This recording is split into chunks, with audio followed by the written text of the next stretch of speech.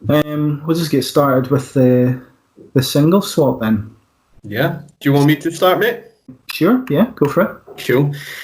So, as Snedds was saying there, the last time that we did the podcast, he gave me Peter Bibby and his backing band Dog Axe new single Oceans to review. So that was released on the 8th of May 2020. It's approximately 4 minutes and 8 seconds long.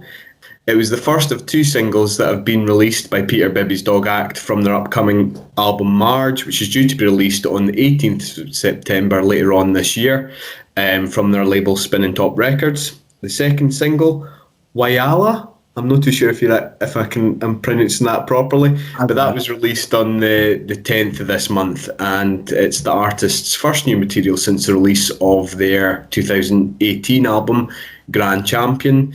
To be honest, I hadn't heard of Peter Bibby before until you recommended Oceans to me.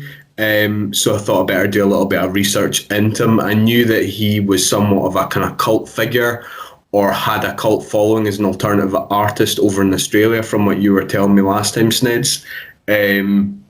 But I came across various different articles, such as the one from www.unfashionablemale.co.uk by a person, I don't know if it's a male or a female, Emir Pa, who described him as a prankster and an Andy Kaufman-like figure, which is obviously quite a bold statement. It's a pretty bold statement, yeah. You know, because if you know anything of Andy Kaufman, you know, that's a character that was on all the time. You know, it was just off the wall constantly.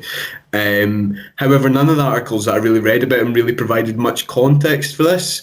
So I decided to watch a few interviews with him online, mostly on YouTube, in particular the ones from AU Review, Music Feeds, and another one entitled Parking Down with Peter Bibby, all of which seem to follow his appearance at the Laneway Music Festival 5 years ago, back in 2015, which, as far as I'm aware, is an Australian musical festival which takes place at various different places all over Australia. So there'll be, say, in Melbourne 1 month, and then it moves to like Sydney the next, and just kind of works its way around the country from what I've read. I could be wrong in that, though. I'm not 100% sure. And although I wouldn't go as far as to say that he reminded me of Andy Kaufman, he's definitely an interesting, intriguing guy. And I would have said like an overall fucking dude, is how I've described him here. He's just really cool, really likable character. In the last interview that I mentioned, that kind of Parking Down with Peter Bibby, he speaks about where his influences have come from. So in particular, he talks about his interest in wordplay. Okay. Putting interesting words together and, you know, ideas, and how he enjoys reading the likes of Kurt Vonnegut, Charles Bukowski, and the likes of Hunter S. Thompson, who wrote Feeding Loathing in Las Vegas.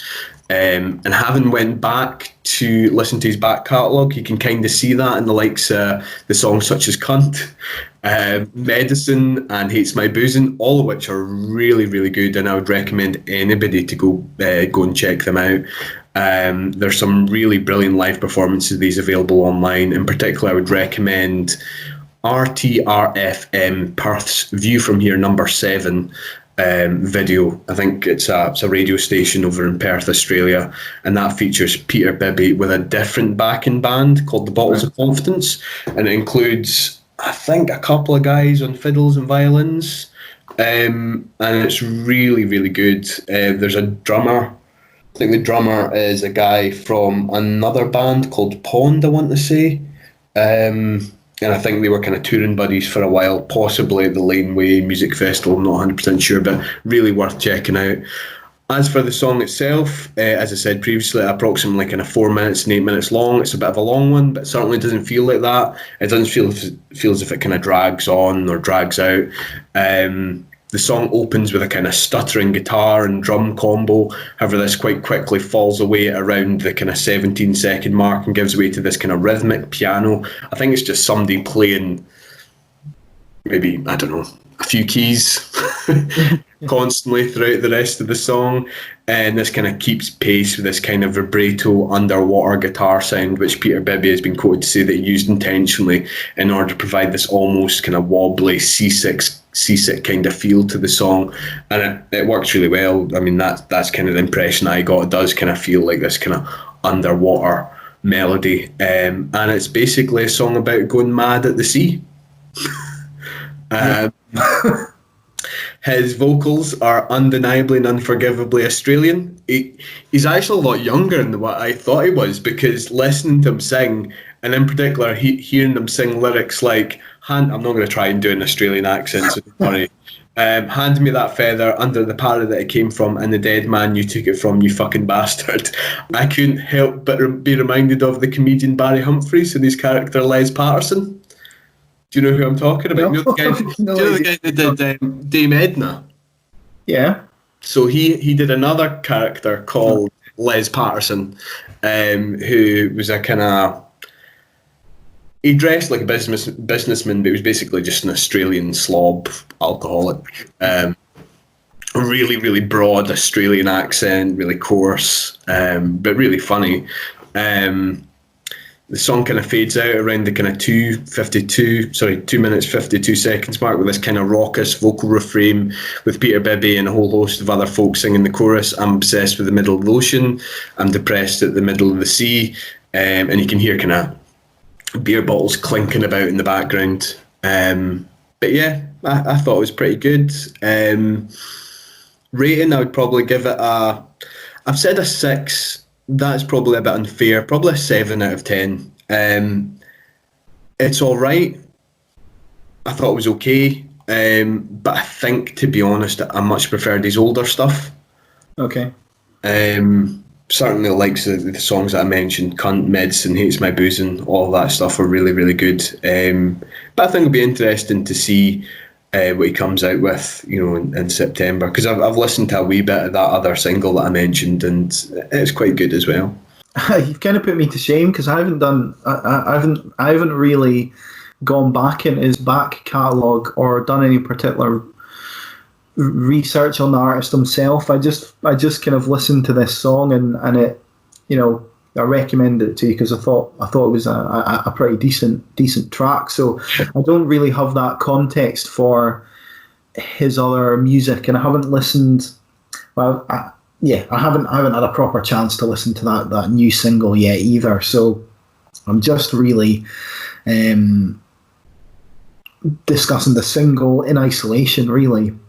And it's just kind of the fact that it kind of opens with that. It's got a sort of quite a grungy style riff right at the start. Yeah, definitely. With loads of distortion and sort of squealing guitars and stuff. And then it, like you said, it devolves into that kind of warbling, sort of floaty lead guitar lick, which is kind of quite sort of fun and jaunty, I suppose, compared to the sort of cacophonous intro. And like you said, it's just a song about going mad in the middle of the ocean, and it's got the opening line, I'm obsessed with the middle of the ocean, I focused on this motion and the fragility of men. And I just like the way his singing style is sort of raucous and gravelly, and it's just a sort of interesting. I like to say it's delivered in quite an Australian way, so it's just a weird sort of sound, and the way he says certain words are quite interesting. But it's part sung, part shouted, part shrieking, and that's kind of what draws me in. So, and yeah, it's just quite a weird track. I think there's elements of stuff like Pixies in there, and oh, absolutely, some of the output of like artists like Eels when they go a bit rockier, that kind of thing. So yeah, it's got that kind of raucous sing along section where everyone joins in, and a kind of thundering drum roll into the final minute, which is just full of screaming and squeals and crashing cymbals and stuff. So, yeah, it was just a track that I thought was pretty decent and had a lot of promise. So I'm quite interested to hear the rest of that album, Marge, when it comes out in September. But like you say, I think probably a 7 for me as well. I don't think it's amazing, but I think it's pretty good. So definitely worth a listen. If you're saying that his back catalogue's kind of better than this, then I'll definitely go and take a look at that. Oh yeah, definitely worth it, man. Cool. So that was Oceans by Peter Bibby's Dog Act. able to keep a straight face. I was going to say, I think we've become desensitized almost. We've become immune to it, yeah. I think so.